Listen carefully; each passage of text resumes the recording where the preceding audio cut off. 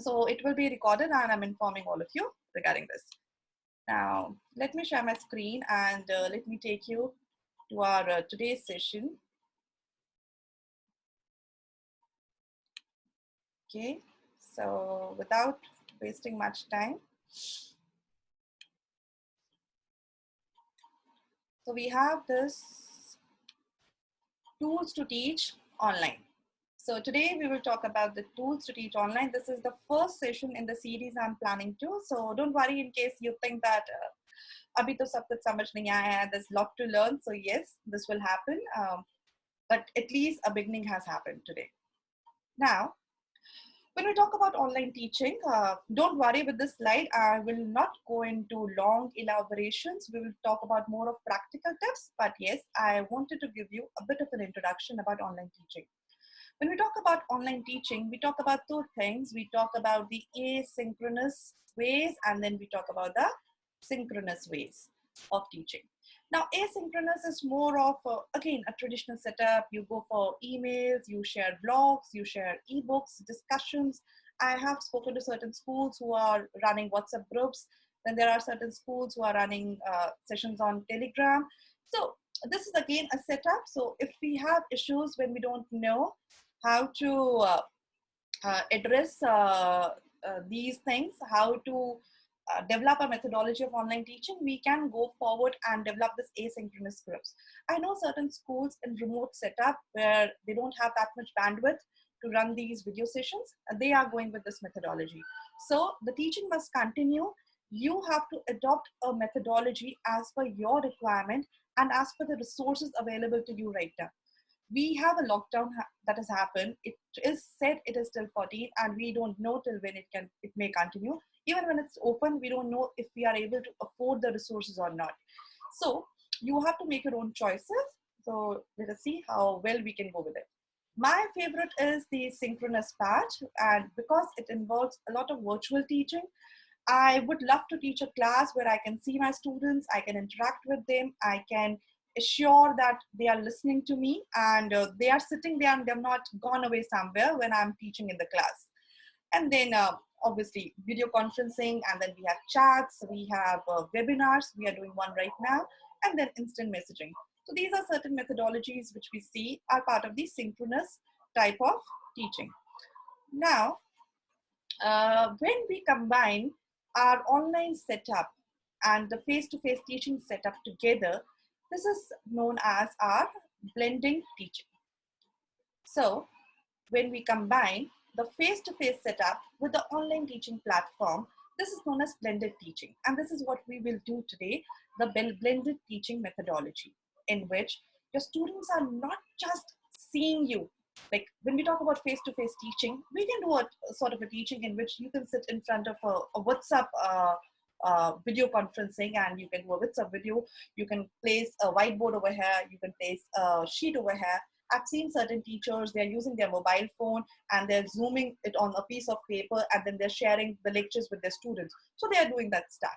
Now, if you have better resources and you can do a face-to-face teaching along with an online platform, which you can use as a board, as a notebook for assessments, for assignments, for everything, you can run a fully fledged school just sitting at home. That is what we want to talk about today, that how we can do it in a format of blended teaching. Now, I have this question and I want your answers in the chat section, that what actually is a teaching in a school setup? So what are the things that we require in a classroom, in a school setup when we are teaching? Please share your answers in the chat section and I will just read them loud. So when I talk about a school setup, what are the ingredients required to run a school? What all do you think that is required in a classroom to make sure, or to make sure that the teaching is happening? So what do you think are the basic necessities? I'm waiting for your answers. Yeah, we have one answer which says, I'm opening up the chat. So it's good evening, ma'am. Okay. Are others able to hear my voice? Can you please let me know? Yes, if you can hear me. Yes, so Srinivas, so I think people can hear me. Please check in your In case others are not hearing, please check in your speakers and make sure that you're able to hear me. So yes, we have one answer, and this says yes, whiteboard. Whiteboard is one thing. Obviously, we are talking about good in a school setup. Then we have someone else want to share any other thing else they talk about needed in a school setup, according to you? So yes, we can see that we need the infrastructure. Yes, we need the infrastructure. Okay, good knowledge of the learning group is important. Yes, so we have to make sure that the learning group is learning. We need smart classes. Yes, Rashi, and luckily now we are completely into smart education. Yeah, we need whiteboard, we need infra, we need AV equipments. Yes, that's very much true. So we have a lot many answers chiming in. Yeah. So yes, so I think we are all at the same point. These are things we talk about. Now, for me, when we're teaching in a school setup, we need a classroom for sure. Then we need a blackboard or whiteboard. Someone has written a green board. Yes, it can be green as well. Then we need class notes. We need to make sure that we are sharing some classroom material with our students so that they can go through the notes and they can make sure and revise on the content that we have taught to them. We need books. This is a great difficulty some schools are facing because we just transited from one term, academic year to the second academic year, and students don't have books and they are facing a challenge, especially in India. We have some friends from Italy who have joined up. So in India, we have this academic year transition that has happened. Then yes, homework. We want to give our students a good amount of homework for revision of class assignment and teachings that we are doing. We need to take tests, a lot many tests to make sure that they're understanding what we are teaching them. And finally, want to make sure that the tests are validated. So this can be of great difficulty, maybe in certain classes. Just give me a second.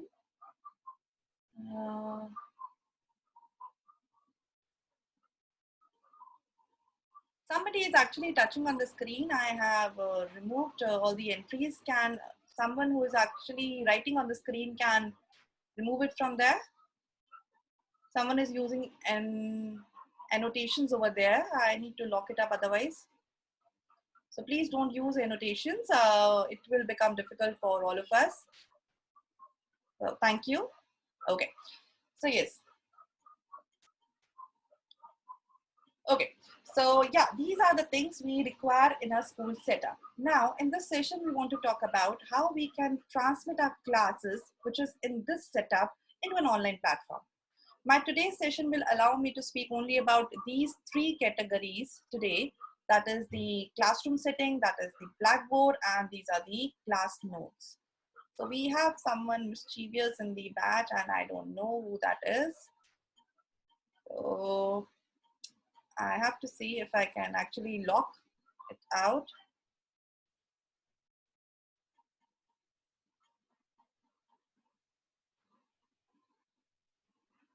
Okay. So yes, so these are the challenges you will also face when you will run these classes, basically in your online setup, the way I'm facing it right now. So yes, this will happen. So let us see what we can actually do about it. And this will give us a good learning. Okay, so yeah. So when I'm talking about this session, just give me a second.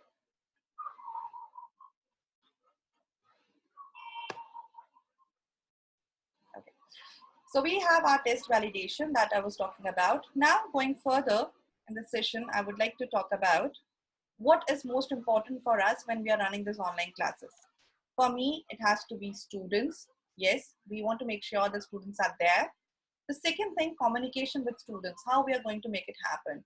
Yes, we are communicating with students in this voice-to-voice communication, but yes, how further we want to do it. And then student engagement. We cannot run these classes without student engagement, and we want to make sure our students feel engaged when they are part of the setup. I felt horrible that I was checking a class. I was reviewing a online class where the student was sitting and the presentation was just running out, and they lost interest in mid of it because it was just a simple presentation running across. So the engagement was not happening. Even in our case, because it's just a 40-minute session, I believe you can remain engaged with me. But if I'm about to take this session beyond 40 minutes, I believe the engagement will get difficult even at our end as well. So the student engagement is one thing we have to make sure that we're able to build up. Now we have some tools we can use, and the first tool I'm about to talk about is a classroom. So how do I actually use a classroom? How do I form my classroom? Now for that, we can use a collaboration software. There are various paid softwares in market, and now there are various ERP solutions which are running, and schools can actually opt for them. But yes, we also have certain softwares which most of us are aware about. I will just talk about 4 of them in brief, and then maybe discuss further about them. So for me, the 4 platforms which I feel can be used is Skype, Zoom, Google Meet, Microsoft Teams. These are the 4 platforms that I have used in past. So I'm only talking about stuff that I've used, and I'm not talking about anything else that I'm not aware about. Maybe I've just heard a name of. So these are the 4 platforms I've used in past. So when I went for Skype, Skype was the first platform I used to have for my interactions. I loved it for one reason, that I was able to exchange documents on Skype. So if I have to share some document, I can easily share it on Skype. It makes it comfortable for me. But yes, I was slightly not impressed with the video quality which Skype has to offer you. Then the second thing, Zoom I'm doing right now, I'm impressed. But yes, when it comes to the control panels, the way it was happening right now, Zoom can also be mischievous. So you need to lock down certain things so that people are not using it. Now, Google Meet and Microsoft Teams can be a very good solution for schools. So for the schools who are actually running, who want to make this project, especially for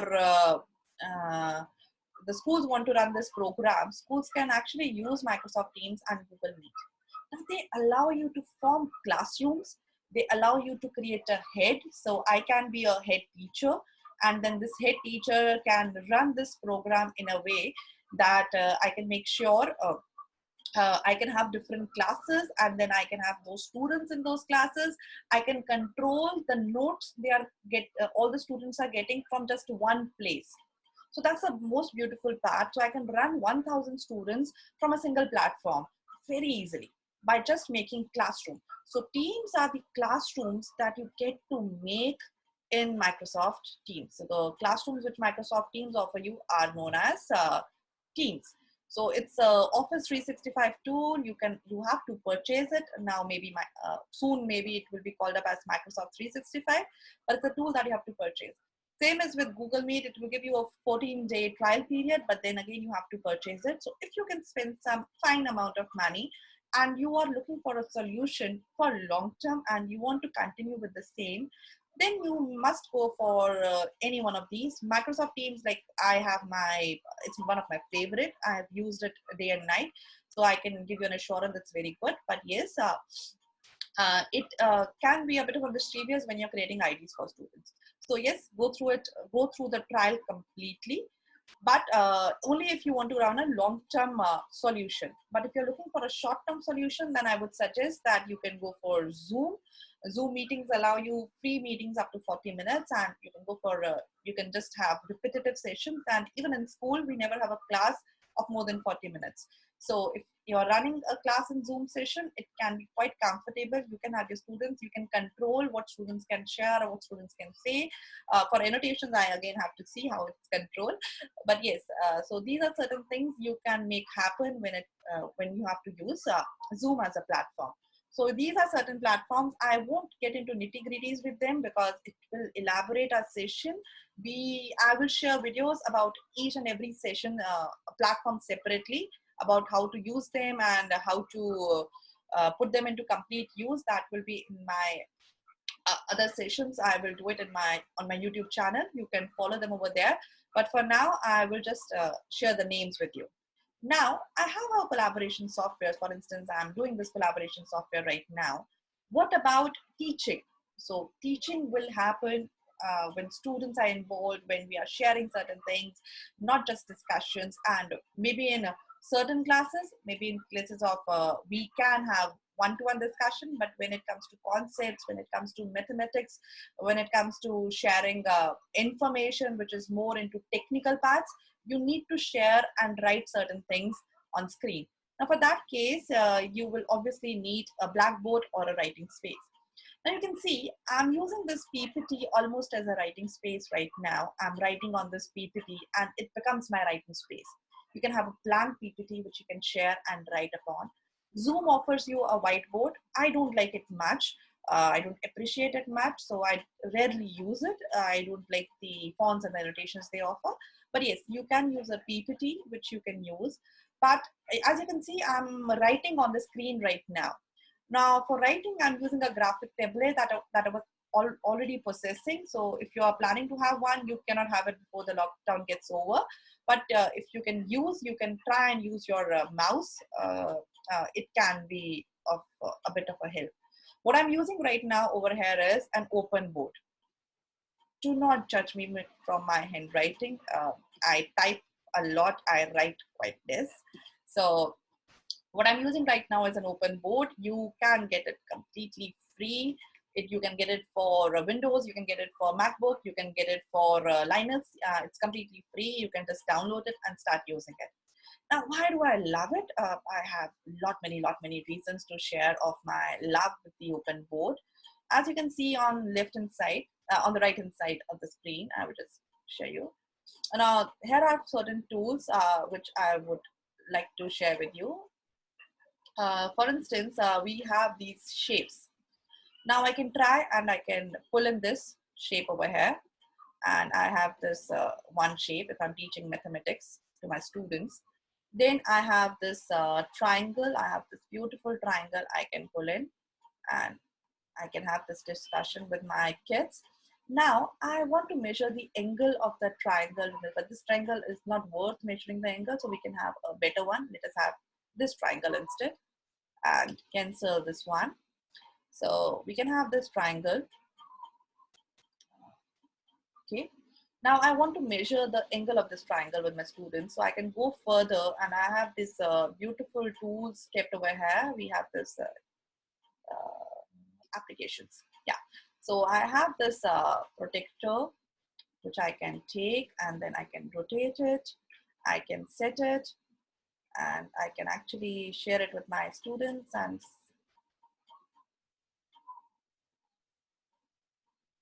yeah. So I can let them know that yes, these are the angles that you can have. I can also increase its size if required to let them know. So yes, you have certain tools you can use. You have a magnifying glass that you can use to show certain things, and then you have somebody playing around again on the screen. So there's a magnifying glass that we can actually use. So there are various tools which are actually available, which can be used on the screen. So these are certain things we can use. Then I love this interaction part. Now this is like page 1 I'm doing of the session. We can also add a page to it. We can increase the page. We can change the color of the page. We can have lined way, the way teachers like, and then I can have the next page and I can go to the previous page as well. I can move to the next page. I can open up a fresh sheet and write on it. And then I have this interactions. For instance, I like one of this interaction. This was a game that we were playing with our students. So it's a dice game. So the teacher clicks and it rolls. So with younger kids, it can be of great advantage that the teacher can have it. Okay. Fine. Now we have this and then let us see. There's a dice option. Then I also like this option, which you can basically use for younger kids. For instance, this one. So this was a magic thing. So when I'm interacting with students which are of grade 2nd and 3rd, so there's a hen, you actually move it here. And that's a magic box interaction which you can play with kids. You can actually ask them to just do things with you. Then you also have this option of choices. So yes, so you can actually write these questions and you can ask students to do. If you see over here, I can make it part of my lecture and I can add pages to it. So if I want to go back to the previous page, I can go here. If I want to come to the next page, I can come here. And also you can save all these pages for future reference. So the whiteboard is like, I can go on and have this discussion for next like 1 hour or more, but we want to go further with things.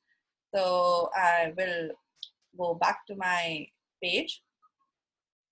So yes, so this is whiteboard all about. You have this option of different stylus that you can use. You can increase or decrease the width.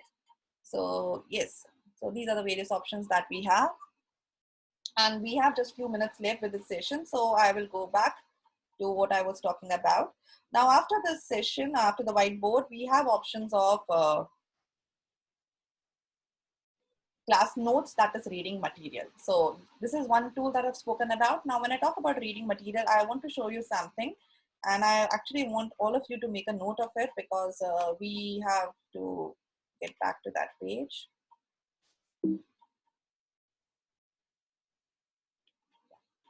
So this is one material that I've created for this teacher training session. So I thought about having this material in which we can for this teacher training material that we have. So in this case, as you can see, we can create a Google Classroom in which we can share material. So you get this option. I want all of you to actually copy this code. Please take a picture of it and write this code with you. I've shared a feedback form in this Google Classroom. When you go, you have to fill this form. And for those who want a certificate, I can share a training certificate for this session by my organization, My Career Dost. And for others, if you want to remain updated for further sessions, it will help out. And for me, it will give me a better peek in to the mistakes I've done in my first session because I'm a learner. I want to improvise further. So please take a note of it. I'm just going to elaborate. So this is a Google Class code. You have to go to Google Classrooms and you have to enter into a class using this code. So again, 4LOQPA5. So please take a note of this session. You can also take a picture of it. Now, getting back to the teacher training for online classes. Now, this is a classroom that you can create for yourself and for students, and you can share various information on it. For instance, I have to share a classwork with my students. I go over here and I can create classwork. You can follow the Google Calendar. So we talk about timetables. You can actually use it to maintain your timetable over here. You can share assignments. You can make quiz. Now, the best part of the quiz over here is, I don't know about you, but I hate checking papers. When it comes to me, I don't like to check and validate papers at all. I know it's my role as a teacher, but trust me, it's one of the most hectic process to do. But this quiz assignments gives you an opportunity to actually create a lot many quizzes, and further, they will validate it for you and you will get all the results with all the answers marked. So you don't have to go ahead and do anything. You just go over here, you pick up a blank quiz, you create it, and then you just share it with your students and you get all the responses over here, who has marked the correct answer, who has marked the incorrect answer, and you also get a comparison upon how many students are answering which particular question wrong. So any question which most of the students are answering wrong, you can take a track of it. Now, once I've created my assignments, I can assign it to my students. I can see what they are doing. So you can create your assignments. You can also create your material. And if you want to reuse certain material, you can use it over here. So yes, this is giving us a lot of opportunity. And one thing I also use is OneNote. I would like to go more into the elaborations of OneNote in some other session of ours because we are losing on time and I want to finish it with my session over here. So yes, you can use OneNote as well, and OneNote helps you out in creating notes. So and you can create further pages over here, like over here I can show you. So I can write lesson 1,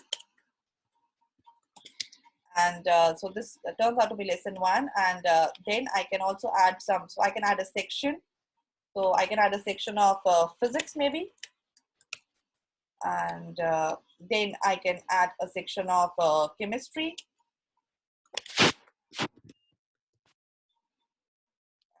So I can add as many sections as possible. I can add in this physics section, I've already added a lesson 1. For quick notes, I've added lesson 1. Now physics, supposingly I'm adding a lesson 1, and I want to go further in this and talk about a particular topic. I add one more page in it. I add topic 1. Now I want to go further in it and I want to make it as a sub page. I can actually do it. So yes, I love OneNote for one thing, that when we are using folders in case of Microsoft, in case of Windows, we have to make folders and then there are folders into folders. So we have to create a lot many folders. Now this OneNote gives me an advantage to have everything at just one place. It's more like having your index in your book. So the way index is there, you can see the page numbers, you can reach the page directly. You don't have to scroll through so many Word documents, because if you're running some 4 to 5 classes, you will have a lot many documents to take care of. So OneNote gives you this advantage. You can also copy the link over here and save it and share it with your students. You can share the complete document with your students. You can share a single lesson as well. So that's one reason I always love OneNote, and then and I use it a lot. Further, you have this Google Classroom I will get back to, which we use. So yeah, so this is a teacher training module that I created. It has one feedback form over here.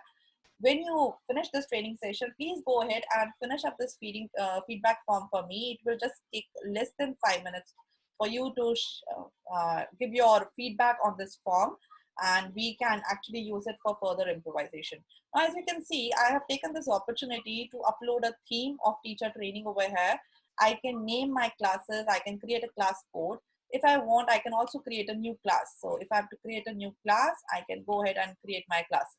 So here's an option. There's a blank sheet. I go here. I create a class. So it gives you all these opportunities. Yeah. So fine, I have done most of my talking, and I'm open to questions and doubts if anyone has. I want to go ahead and speak to all of you. Okay, and yeah. Okay, so please go ahead and help me out with question. Okay, I am getting some good responses. I'm glad you people liked it. This will keep on, if somebody wants to follow me, they can follow this. And I'm open for questions now, because we have just, I believe,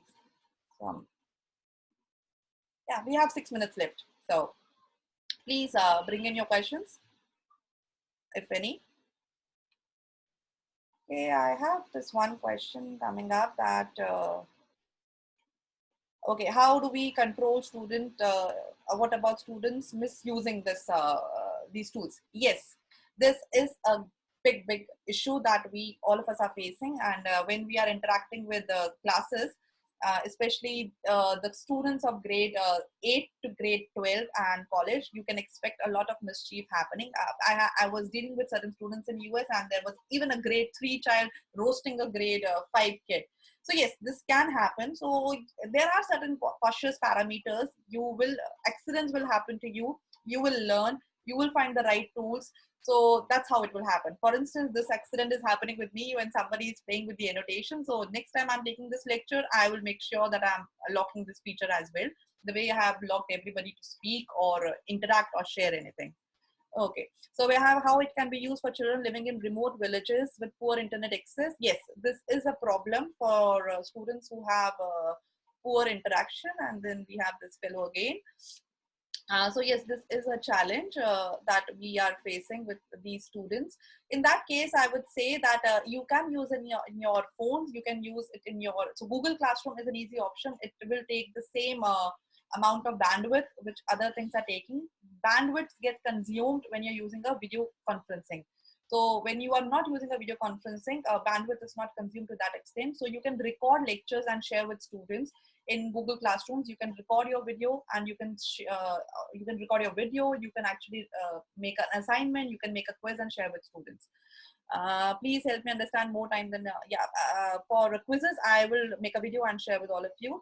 What about G Suite? And once you make a quiz or a as in forum, how are you going to share the quiz in classroom? Yes, for sharing a quiz, you always have a link associated with that quiz. So there's an option of share in any quiz. You go and click that share option. There's an option you want to make it private just for your students. Then you also have an option you can make it public. Anybody can actually use that link. So for making it private, you have to make sure that you're sharing it with students only. So, and you have to share their mail IDs in that case. Then we have your advices for managing online classes aimed at early learners. First grades or primary classes. Yes, for primary classes, trust me, online classes is not a good tool that's happening. But yes, I'm working on a module for primary classes right now. With all the discussions I've had with people in past, they are going for recorded videos, which is the only best option available, because students just keep on touching on the screen and they keep on mingling around. What is the best platform to play school students? Yes, again, the same question. For play school, we have this problem that is still there. I don't have the right answer to it. I'm still exploring. If I get with something, I will share a video on that soon. Now, is Zoom safe? See, as far as data is concerned, what is the data that you are sharing on Zoom? So if you're just sharing lectures and they are getting leaked out, I don't think so. That's such an unsafe option. But yes, if you're sharing your personal, I'm not sure about it. It's some sort of if it's rumor, it's reality. I cannot guarantee about it, and I cannot guarantee about Zoom as well. I cannot guarantee about any platform. So there's an opportunity of data leak in every platform, which I believe. But yes, do not share anything personal on these platforms. That's the only advice I can give to anyone. Yeah, so I have these answers, and any other questions, please get back to me separately. And I think I missed one or two questions. Just give me a second. Okay, so I have 2 minutes, and I think somebody was interested in the quiz. Just a second. So yes, so you have this quiz. It will give you these questions. You go here, you can add questions. Now this, you can add multiple choice questions from here. You can import questions. Then it gives you an option of adding sections. You can add an answer key. So when you add an answer key, it will automatically check your answer. Now it also gives you an option of duplicating the same question. You can select the type of question. You want to go for a short paragraph type of question. You want to go for a long paragraph. You want to make it check boxes. If I go for check boxes, student has to just click on the right option. So if there's an option A and there's an option B, so when it comes to check boxes, they have to just tick the answer and it will just pick it up. Then we have drop downs. You can have linear scales. You can have multiple choice grids. They have to choose between rows and columns. So there are various options which are available, and it makes the quiz more interactive for students. You have this option of adding a picture also. So yes, with younger kids, when you are dealing with students and you of younger age and you want to give them questions related to images, you can share a picture and you can ask them to answer questions related to that photo as well. So this is what you can do. So now that's all with the questions. It was a nice talking to all of you. Thank you for being part of the session. Thank you for listening to me. And I want to take a photo, and if someone can take photo and just share with me later, that would be great. Because I will miss my own photo otherwise.